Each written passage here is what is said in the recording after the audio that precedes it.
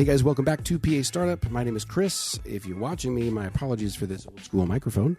The sound was kind of crap, and so we had to break this out. So anyways, today we are talking about personal statement tips. I get questions about this all the time. Could you look at my statement? What should I put in my statement? How should I handle my statement? So hopefully these are, helpful tips for you. I have had the luxury of being able to review a lot of personal statements. So either through our website, which you can reach out to us, questions@pastartup.co. I also have a guide on the website, which I will link below, that will help you write your personal statement. It is called the PA Startup Guide to Writing Your Application Essay, as that's what they used to be called. But really, it's just about standing out, okay? It's your first opportunity to make an impact on the admissions committee. And I have unfortunate news for you. They hardly get read. I mean, they get read, but it's like a resume. It's brief, okay? Nobody's sitting there and painstakingly going through each sentence. They're skimming it. So you kind of have to reach out of that paper and grab them so that you can catch their attention and, separate yourself from the rest of the applicant pool. So a couple first things before we get into tips. Well, I guess this is the first tip. Keep your paragraph short, okay? So have you ever written an email on a computer and then you send it and you read it on your phone and you're like, wow, that is a long paragraph. That gets hard to read when the paragraphs are very long. So if you write these great, big, thick paragraphs with 5 sentences in each paragraph or compound sentences that are going on and on, it's hard to make that information jump out, right? So you want to break it up. Now, this is going to be weird because you're going to have to throw your college and high school English experience out. Okay, so you were taught to do a introduction paragraph that has your thesis statement or your main idea, and then your supporting evidence, and then a conclusion to that, and then you bust into the next paragraph that's got a topic sentence and all that. That's out the window. Okay, gone. Throw it away. You're welcome. You don't have to worry about that.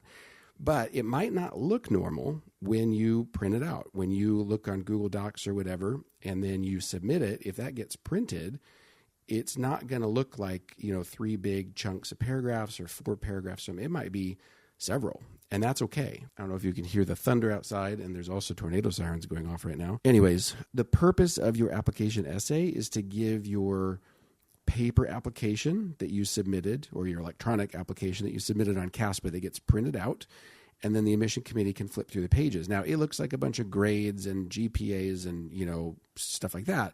It's very impersonal, right? I have a name. That's all I can go off of. And what the application essay does is it gives a little personality or a frame of reference for the rest of your application. So it's a great introduction.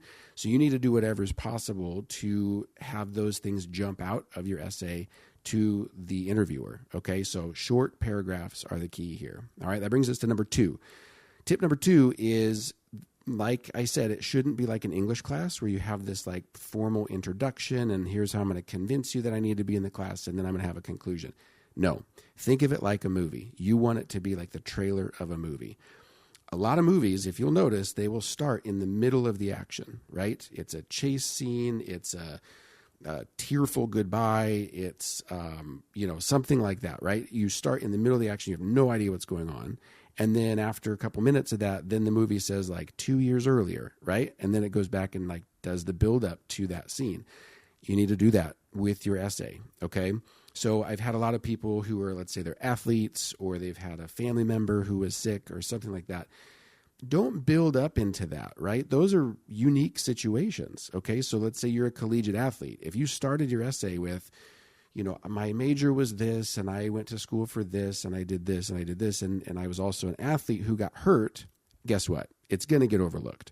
But if you say, as I laid on the track, holding my knee, I knew my athletic career in college was over.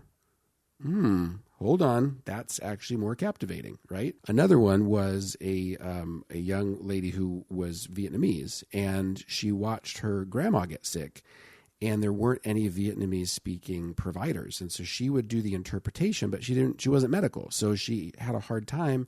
Her grandma was scared and didn't really understand what was going on. And she couldn't really elaborate, but nobody else would really spend the time. And so she said, you know what? I'm going to go to school and I'm going to learn the medical part so that I can be a Vietnamese provider.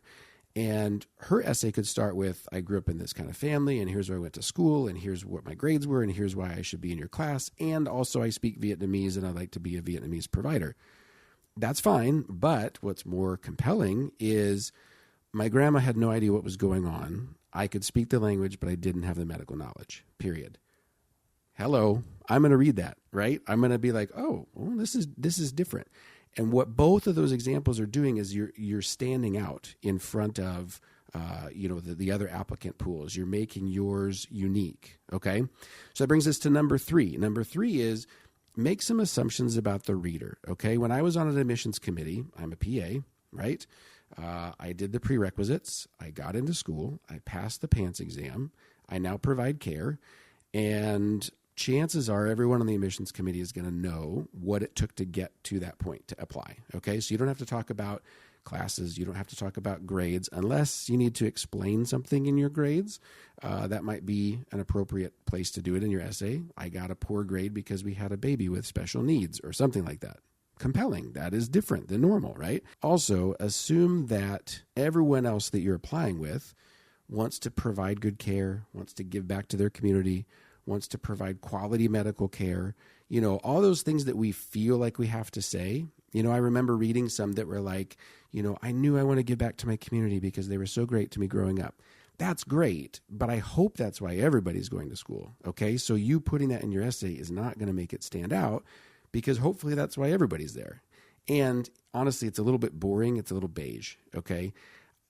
Now this is unique, I guess. Maybe there's some people that want to see that. I want to work in an underserved area. Well, you can say that in a more compelling way, like a more movie trailer way, but don't feel like you have to list out all of those buzzwords that you feel like you need to say in your essay. So number 4, I think it's number 4, maybe not.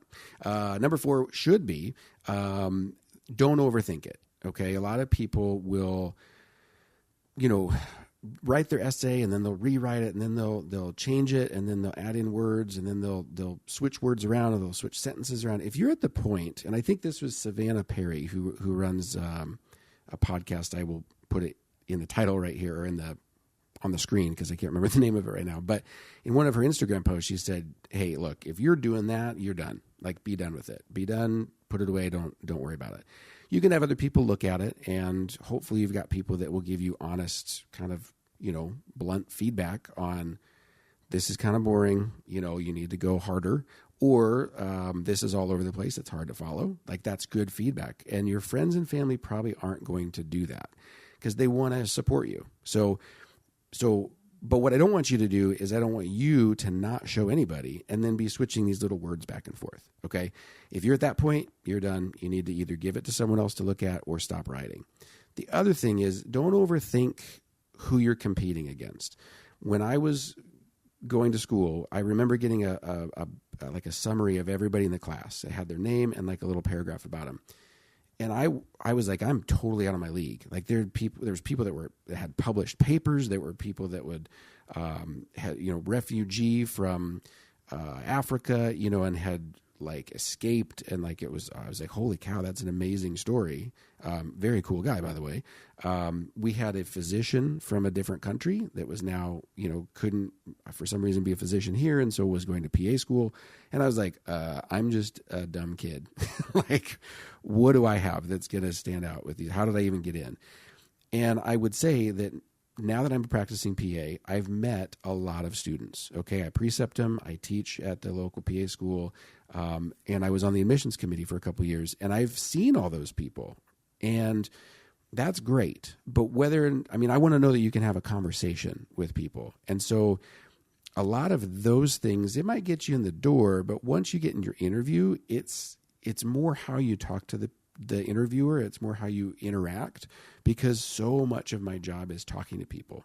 It's talking to people that are nervous, scared, sad, angry. It's all those things. And if you can't have good interpersonal communication, it doesn't matter what academic achievements you've had, to be honest. So don't feel like you have to embellish stuff. Don't feel like you have to like really make this look amazing as far as your accomplishments or achievements. Just talk about what makes you, you.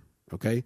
Number 5, and the final tip I'll give you right now is don't be afraid to cut stuff out of your essay. Stephen King, the author, wrote a book called The Art of the Craft.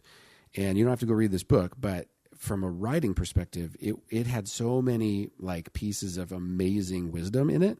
But one of the things it said that applies to this is kill your darlings. And that sounds really brutal, but when we write stuff, we think like, oh, that's a good sentence right there. That's got to stay. And then you try to build around it and it's just not quite working. Don't be afraid to just delete it. Just kill it. Like, ruthlessly go through your essay and cut out any extraneous information. I just helped a pre-PA student with her essay like 2 weeks ago, and it was all fantastic information. It was just too long, and it didn't really tie together. It was like 3 separate things that weren't really related, hence the name separate. But when I went through, I was like, look, I don't mean to be offensive, but I think your story is here and here. This middle thing doesn't belong. And here's how you can tie these two together. And I think, she had spent time on this and was probably like, but I think that's an important part of my story. Like, it makes me unique. It probably does. But remember, you get a couple seconds. You don't have to get, a whole life story in there. You just need to capture the attention of the interview committee to be like, okay, they have the prerequisites and they're interesting. Let's bring them in.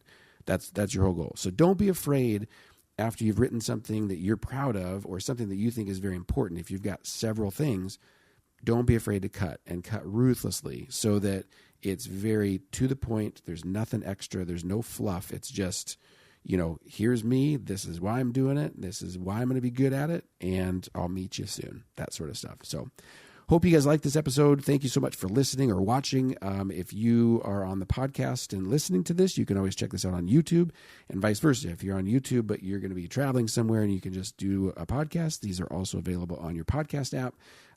Hit up pastartup.co if you need more resources. We do have the PA Startup Guide to your application essay, which is your personal statement. It is just kind of a workbook to go through. And then also, if you have questions or you want to know more information, send us an email, questions@pastartup.co. If anyone's interested or you're interested in CT surgery, we do have a separate company or a separate program called vesselharvest.com where we offer CME credit teaching endoscopic vein and radial artery harvesting. You can check that out as well. All right, so hope you're well, and we'll see you next time.